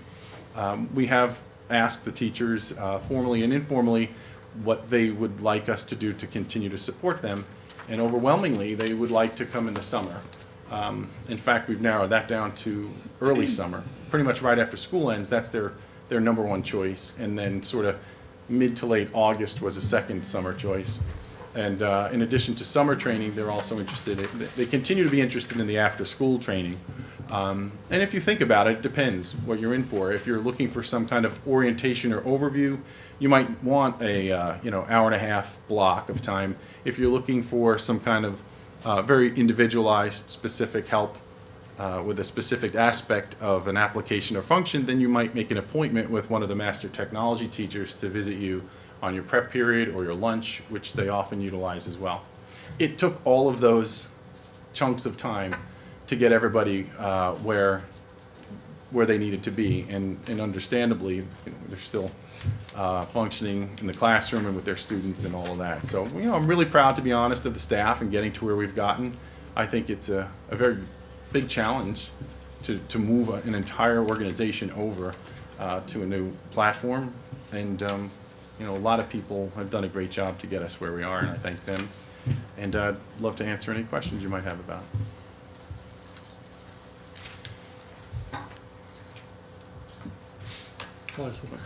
Is there you talked about what teachers will be able to do on the sites. Is there sort of a minimum list of things that they must do? So like every student or every parent of a student will at least be able to access the same kind of things from any teacher's website? Sure. I guess if you considered it backward design of curriculum, meaning that, well, what do we want it to look like? So we want it to look like really enhanced blended learning, which means all kinds of diverse and varied ways of using different functions on your web page to do the thing that the lesson might call for. So advanced blended learning in 2 years, I guess what I would say is blended learning elements for next year might include, like I said, some use of videos, discussion boards. So you might post a question from class that day, and students can go to a discussion board, have a discussion about it for homework even, and that everybody at some point between 3 o'clock in the afternoon till 9:30 at night has an opportunity to chime in. And that works well too with regard to students' schedules, because they have different schedules. So this idea of 24/7 starts out with things like discussion boards, maybe collaborative documents, so that, again, you might set up a table where information has to be pulled by some small group. Well, over the course of maybe the school day and then at home later, they'll have the ability to pull together the information that will help them learn and even direct their learning independently, and pull that together in a document that they all share, like a Google document. So these elements, meaning, say, collaborative documents and discussion boards, some embedded video, maybe podcasts, those are our expectations for 2014, let's say. And then following that, I think you'd want to see that what we'd like to see is that teachers at that point, and many are already past this. I probably, if I found some of our most adept teachers and skilled teachers, I would learn a ton just from looking at what they're doing with it. So there's so much that comes out on a regular basis that can enhance what we do. So I think in the second year, or 2015, we'd love to see that teachers are almost functioning as PLCs, and then continue to add and develop all the different ways that they might include those kinds of elements. Really, there's myriad ways that you can do things, and so I think at that point, 2015 might be one of those kinds of environments where the sharing ideas and those blended learning environments become very dynamic, as opposed to this idea of, well, here's like 3 or 4 functions that we think everybody can get to next year and would benefit students. The following year, I think it would become a really dynamic circumstance for everybody. Thank you. So just to try and go at Rich's question one more time. So let's just take homework posting. So is there a timeline, like all homework will be posted by all teachers by, or all events in the classroom? Like what information can parents and students go to the website and say, oh, I forgot to write down my homework, but it'll be here. Right. So which Right. things have to be on there? Our expectation is starting in September that if a student is absent, let's say, they can go to the website and know what their homework is. Okay. That means slightly different things, but, at different grade spans, but it absolutely does mean, and that's our goal and expressed expectation, that a student, as I said, might miss school for some reason someday and can go home and know what the homework is and do it. And as we get better and better, because remember, I didn't say, but all these resources that are going to be loaded into the Edline system, I mean, folders and references and, supplementary readings, to the point where if a student is absent, they do know what the homework is, and they may actually be able to get enough out of the materials that were shared in class, that they can do the homework. They can, to some extent, attempt it based on recreating a little bit of what went on in class. I mean, it's not the same, but they can attempt it and they can keep up. So yeah, that's something I haven't really stressed, but just having access to all of the materials for your class in one place and growing them from there, it's going to be a great help for teachers as well. I'm sorry to Yeah. follow up. So, Sure. and you may have said this, I'd pick up on it. Are the students going to be trained in how to use this? Students will get the logins, and now I have to think about that. So they'll log in and they'll go to the site, and I would imagine, I didn't think they would need it, but I don't want to take that lightly. So I'll have to ask some teachers about it because they have turned over. I've never heard anyone say that. We've got to show the Okay, I students don't how to know. do I it. mean, But you're I right. would need to be trained. Yeah, But yeah, They're I'm over intuitive. 25. right. Or some informational sessions for parents that want to figure out how to use Yeah. all the Right. online tools that we offer, Yes. grade books. And Right. there'll be tutorials. Yeah, we talk about that. There are tutorials available now, but we need to direct parents with it and create the communication so that they know where to find resources and, sure. I thought the master technology teachers were developing videos for parents. They are, yeah. So So, there'll be yeah, Westfield's produced videos to help Academy, teachers, Excellent. help Yeah. parents navigate Excellent. yeah. the functionality.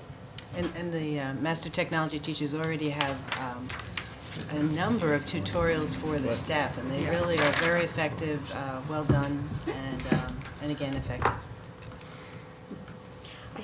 I did want to acknowledge Adam Peasy and Janine Gotko, who are our master technology teachers. Adam at the secondary level, Janine at the elementary level, but Janine especially, because she picked up the gauntlet last summer when we were looking for someone to look at the needs of our website as a presence and a brand, and looked at designs, looked at the initial plans for how we would move into a new platform.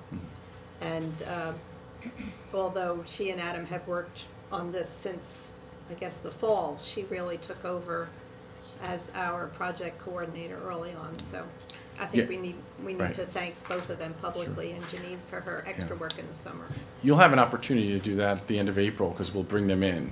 I'm just scratching the surface, and this is Edline specific, but there's been a lot more going on than just Edline, although everything that is going on does get eventually integrated into it as that platform. But Janine is our formerly named project manager for the Edline rollout, and she has done a fantastic job.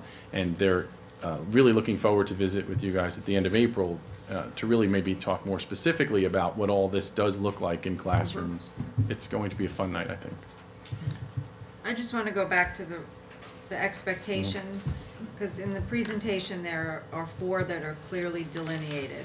By spring 2014, class descriptions and contact information must be up.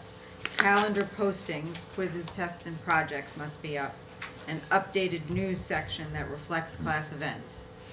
So those are I'm assuming those are the requirements for spring 2014. So we come back from spring break, and as a parent or as a student, I go to my teacher's webpage, and those are the at least these are the 3 things that I will see on the website. Okay, and then in 2015, we don't have that. Okay, so going forward, then the homework will be there.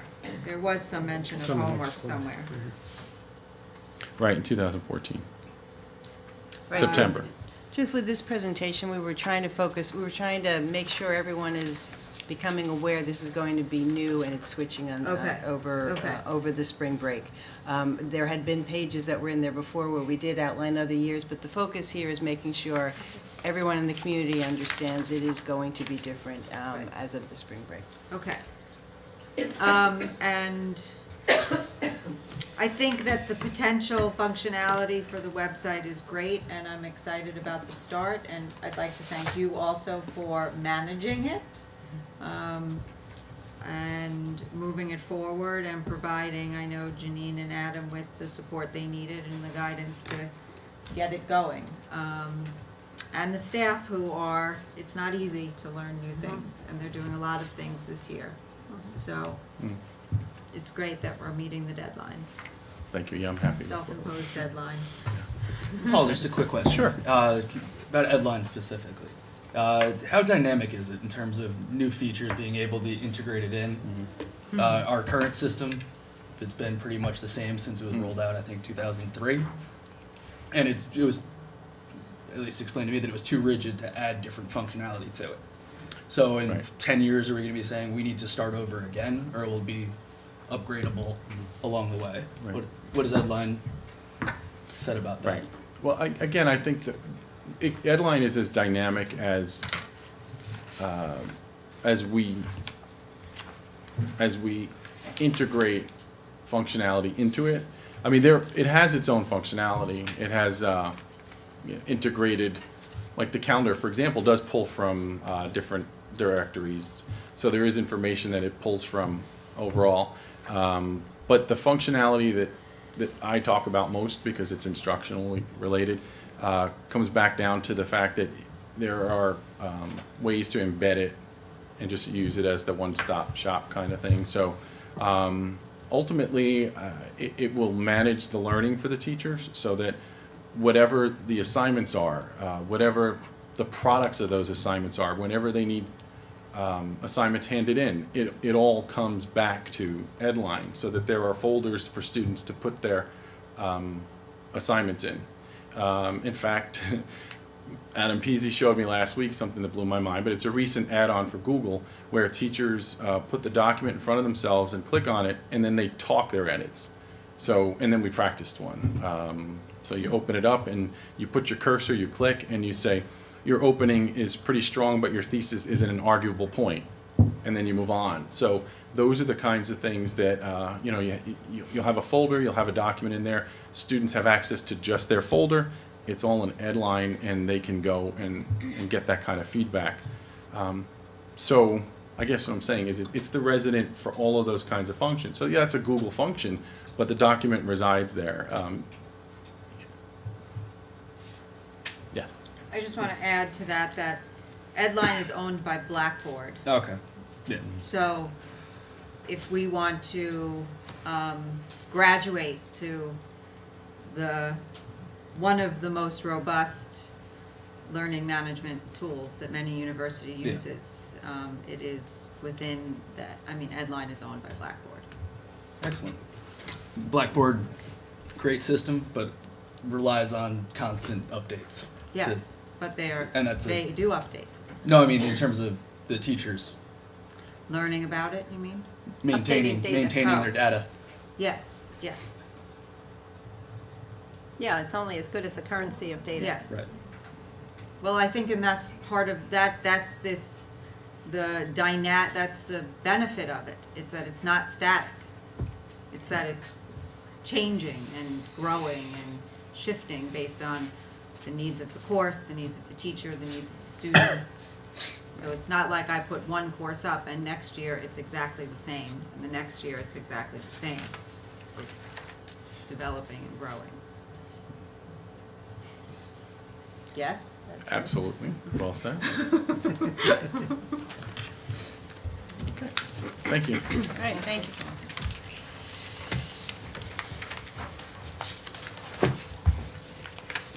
Anything else? No, those are all the reports for this evening. All right. I would ask the board to approve the minutes of the board meeting held on March 4, 2014, March 11, 2014, and the private minutes of March 4, 2014, and March 11, 2014. I have a second. Second. Thank you. Any comments or questions? All those in favor? Aye. Any opposed? Any abstentions? I'll abstain from the 11th, just I wasn't present. Personnel, Mark? I would like the board to consider personnel items numbers 1 through 13. Have a second? Second. Ginny, please. Thank you. Any questions? Dana? Rich Matesic, Yes. Ann Carey, Yes. Mark Friedman. Yes. Brendan Galligan, Yes. Roseanne Kursted. Yes. Ginny Lights. Yes. All right. Could I interject? Excuse me, you went very quickly and I was nodding along, but may I ask just one question, Dr. Dolan? How does the supervisor extended school year job description differ from the prior year? Anything different? It's in, It had previously, that position had been embedded in a 12-year position. This is now a stipended position. It had been embedded in the position for the supervisor. Coordinator of The supervisor. supervisor of special education? That's exactly right. Okay, right. That's exactly right. I remember, thank you.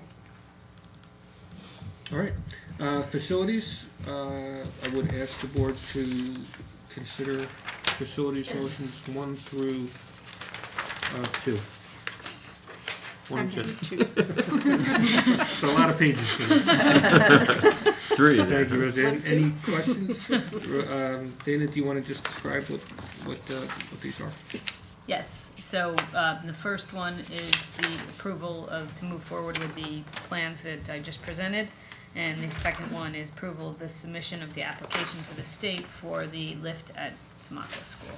Which you also described. Yes. Any questions or comments? All right, Dana? Rich Matesic, Yes.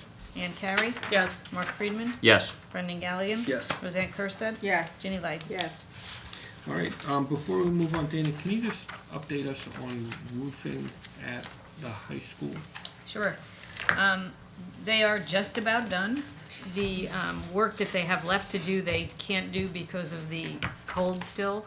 It's flashing that has to go on some of the pipes that are up there. And the materials that they use can only be done at 40 degrees or something.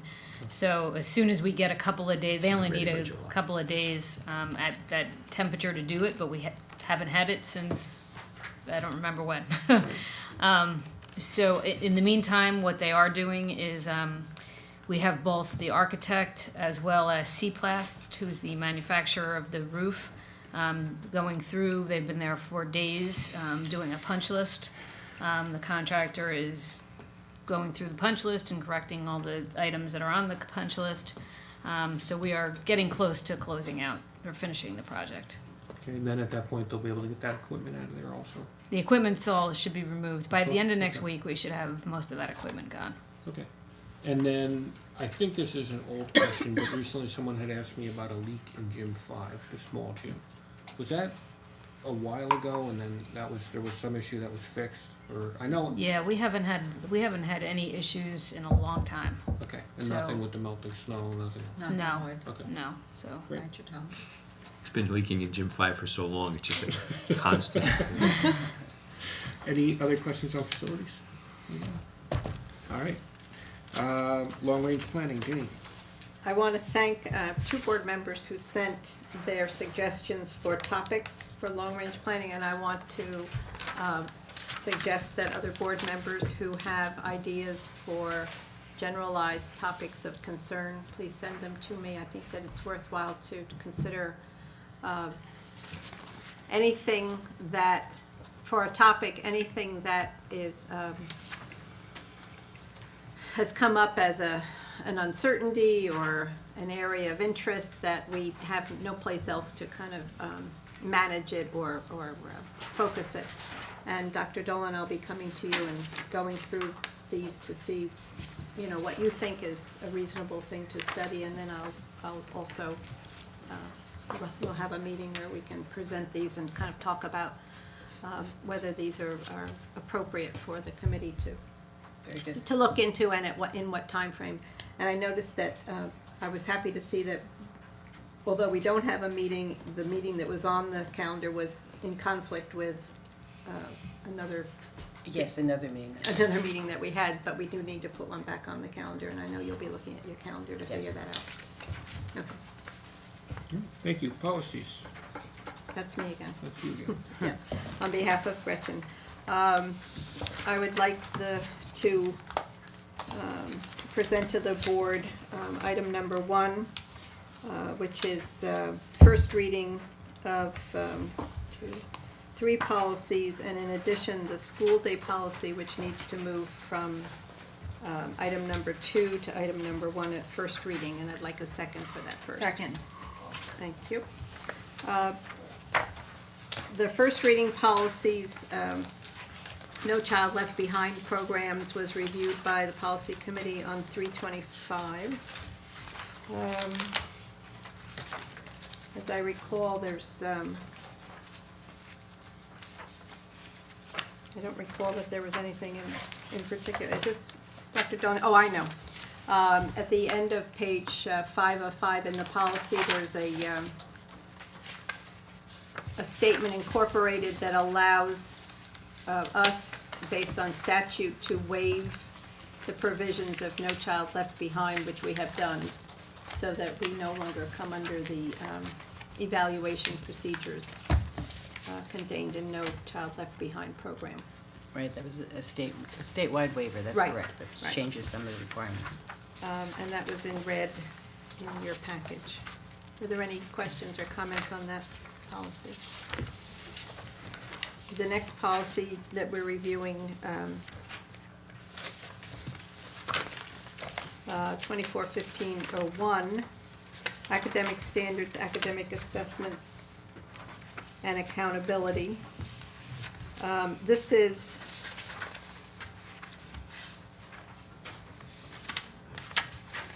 all right, help me remember what this one was. I think, again, this is I in, think this was just the No Child Left Behind. If we were going to follow it, this is the assessment and the process. right.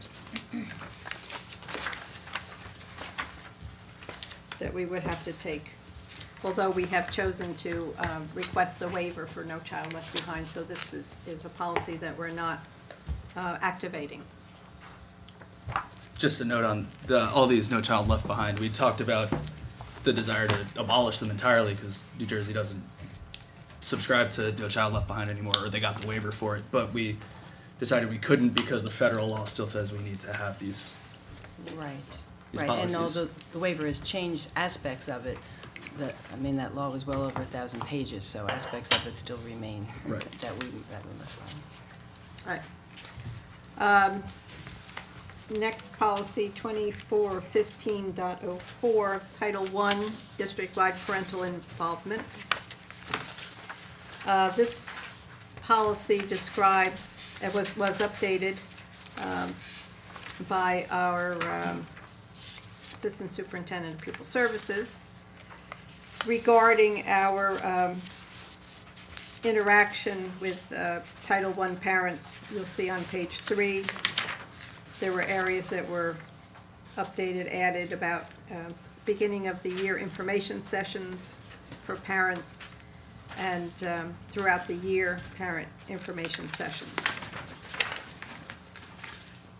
So this is bringing up to date our interaction with Title I parents and our commitment to conduct information sessions with them.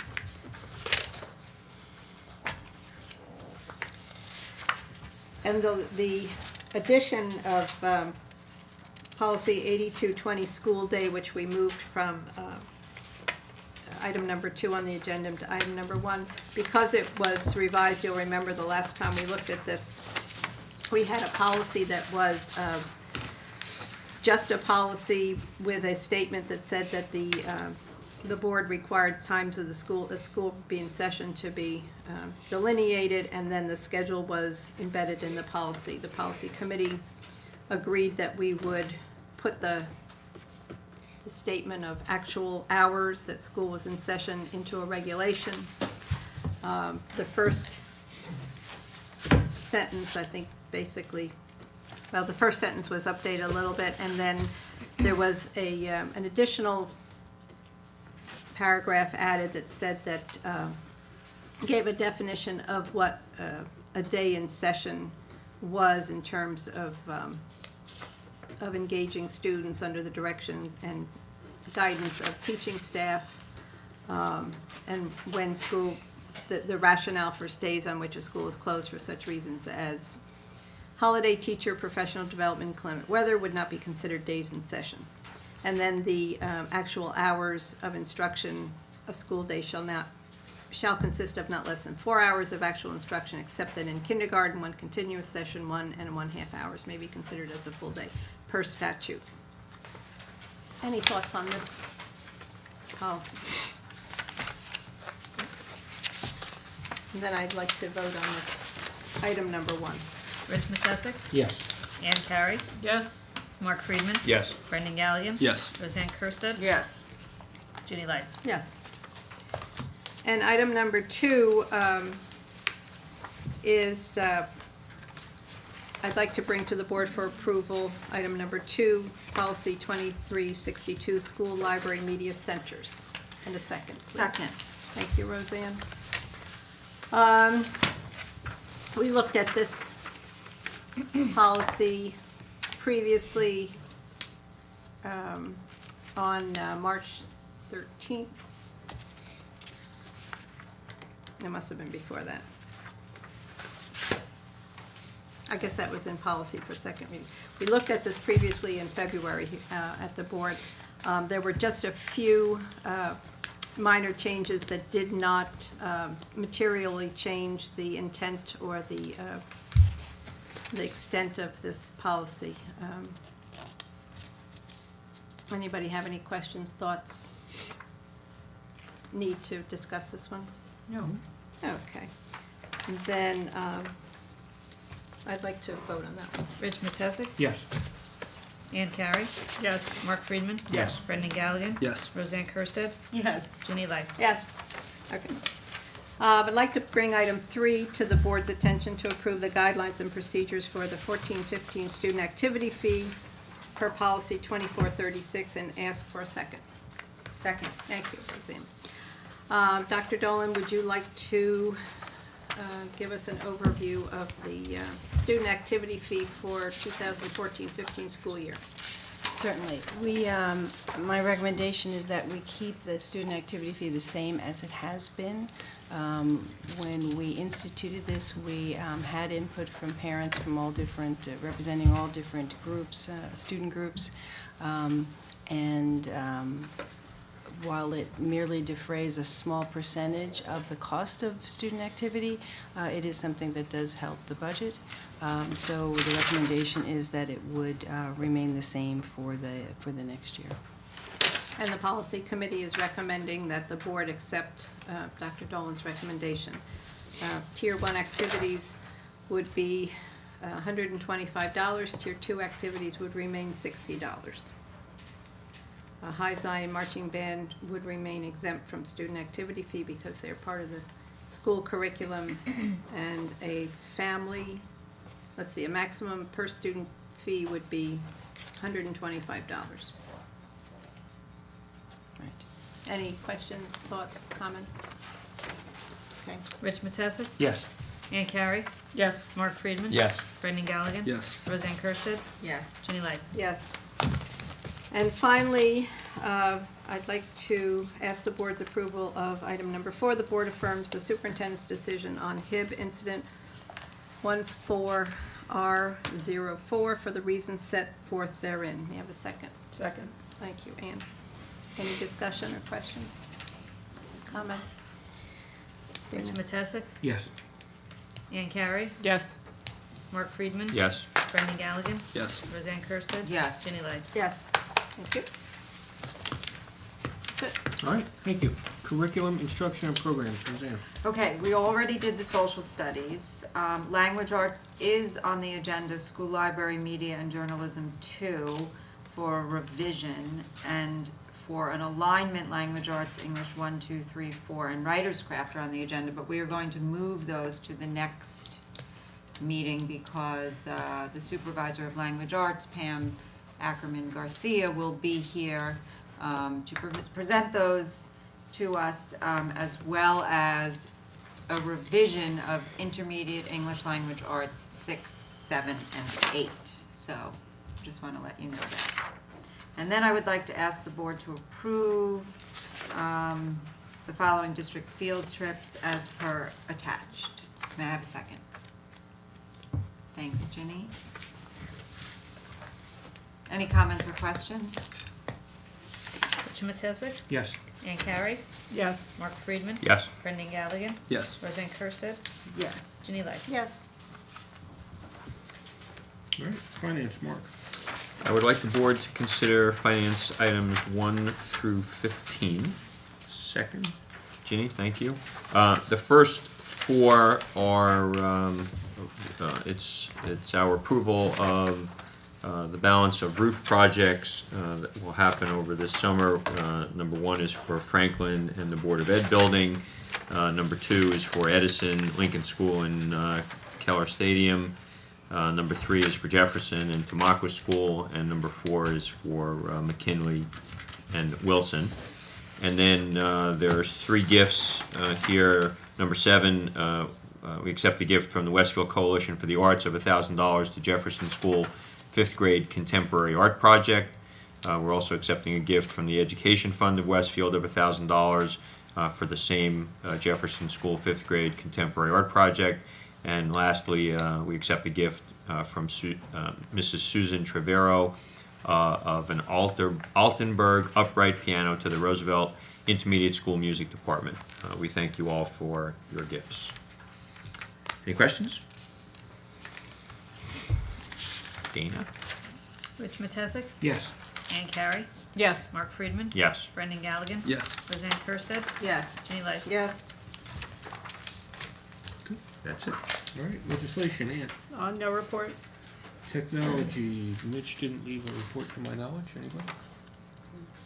All right, I'd ask the board to note the notes for the record. And with that, ask if there's any unfinished business? Any new business? Any liaison reports? If there are no liaison reports, I'd recognize the public for questions and or comments on any topic, yes. Just come to the podium, state your name and address.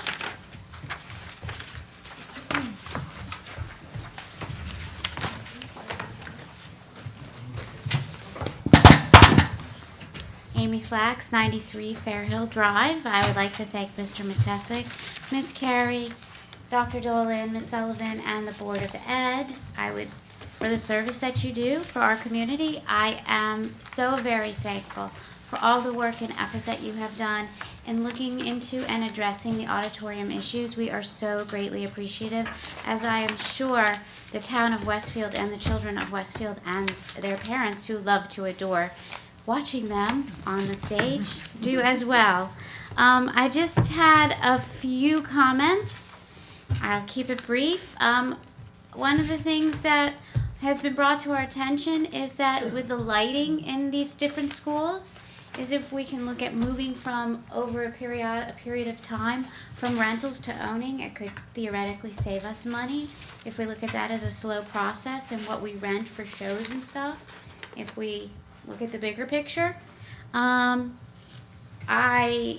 would like also the same thing with mics. I don't know if we do mic rentals or not, but that's another area where over time we may want to move from renting to purchasing it slowly. And I think there could be a cost savings there.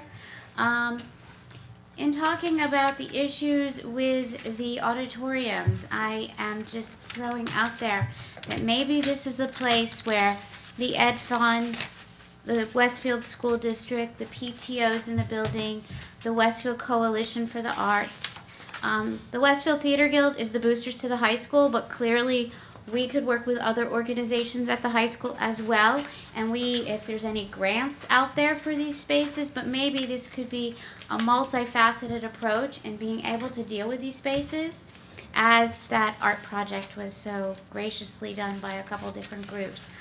There are so many groups out there, and maybe together we could really solve a problem instead of looking at it all separately. I will tell you, just on an aside, that I went to a wonderful jazz competition where I think Roosevelt commanded the stage with their 3 lovely bands, but jazz bands. But that for a middle school auditorium, they had nice acoustics. It had not been clearly upgraded in a long time, but they had stuff on the ceiling, like carpet on the ceiling and carpet on the walkways to deal with the sound issues in an older building. So it clearly is possible. I also wanted to offer our help in anything that we can do in helping you address these issues.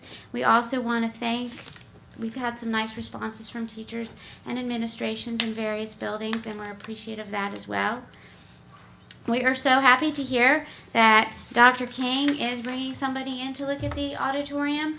We do have a few leads, a sound designer, a Westfield High School dad, do have a contact of a sound engineer who's done off-Broadway and Broadway shows. Clearly, from someone we spoke to, believe that that cost could be way less than $20,000. You know, you definitely, $40, $50 an hour. Passaic Tech has a really wonderful auditorium. So if you need any help in that area, if you're serious about some of the leads that I've been given, if you're serious, then the people will talk to you. And I think that's all I have to say. I'm just saying thank you so much for what you do and really taking this issue to heart. I am truly greatly appreciative. Thank you very much. Thank you. Anyone else from the public? All right. Seeing no one else come to the podium, we do have a private session tonight. I would ask the board to approve the following resolutions.